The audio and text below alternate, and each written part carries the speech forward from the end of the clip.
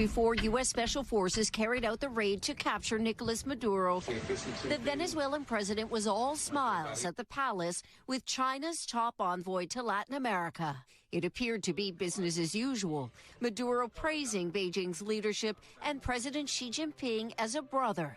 What would soon follow was a shock to the world and be seen as a slap in the face for Beijing. It is somewhat embarrassing for China when our special envoy is still visiting the country, certainly.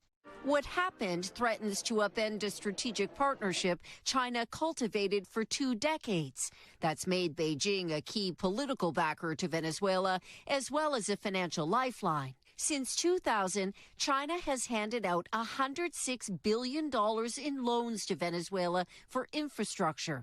That's according to aid data, a group that tracks Beijing's overseas lending. Those loans were being repaid in oil, with about 80% of Venezuela's crude exports going to China as U.S. sanctions closed off other markets. It's only a small fraction, less than 10% of China's oil imports, but Venezuela still owes about $10 billion.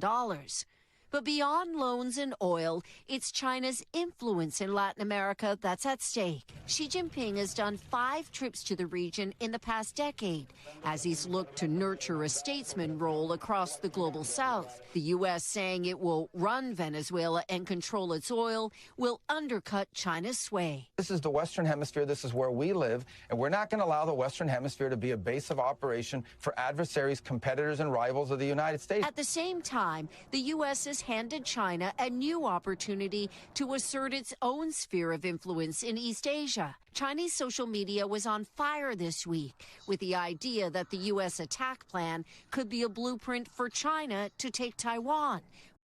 Welcome to the video, everyone. This is Justin Paul.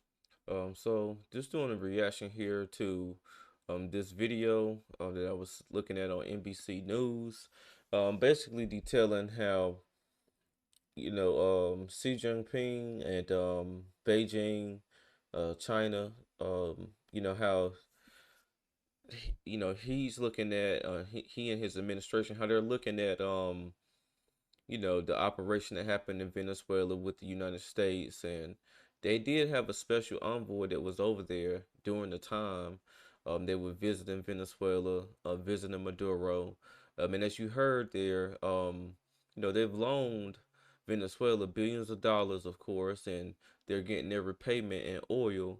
They loaned them the money, of course, for infrastructure and